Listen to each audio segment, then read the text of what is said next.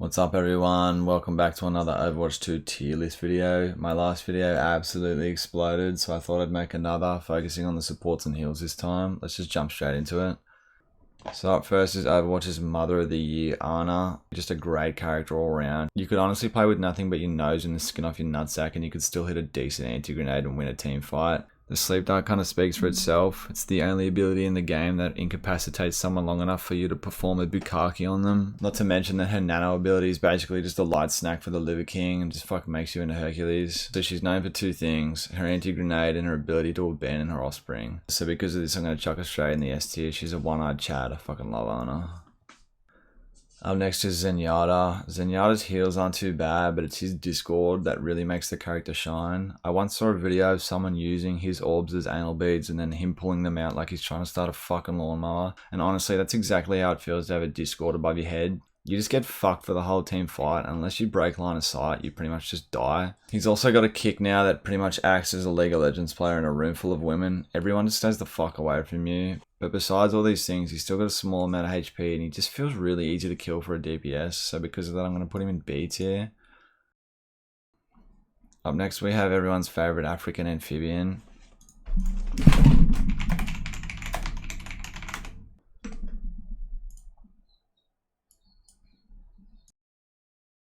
Everyone's favorite South American amphibian, Lucio. Lucio is pretty good across the board. I do feel, however, that at low ranks he's kind of shit because people think they're fucking animals and constantly try and go for boot plays. But even so, I'm still going to put him in the A tier, get rid of him quickly.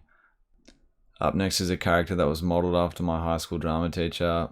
I could make the joke that she's a DPS character, but I think honestly, if you're versing a DPS Mora and you're losing, you're probably just fucking ass cheeks. She's really not that hard to deal with. She's not that strong. And against all these other healers, she really doesn't compare that much. So because of those things, I'm just going to put her in B.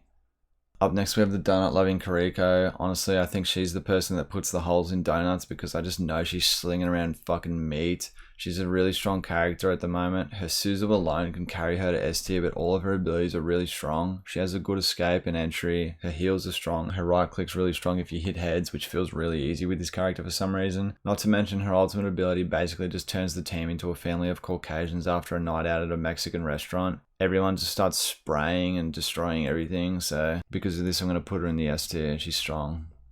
Up next we have Reinhardt's niece's nephew's daughter's Torbjorn's turret. I don't know what relation she fucking has with who, but I do know that if she was my daughter I'd be somewhat disappointed in her. It's not because she's bad per se, it's just because against all these other healers I feel like she's kind of lackluster at the moment. She really tries running around with a little flag and whatnot, but I think she just kind of gets pummeled at the high ranks. Low rank she's alright because people don't really know how to deal with her. And some point maps and some maps in particular she's quite good on. I know she's got a shield and it's recently been buffed to have 300 HP, but it still feels like you're walking around with a piece of paper in front of you. Again, I don't think she's really terrible, I just don't think she can hold up against all these other healers, and because of that I'm going to put her in B.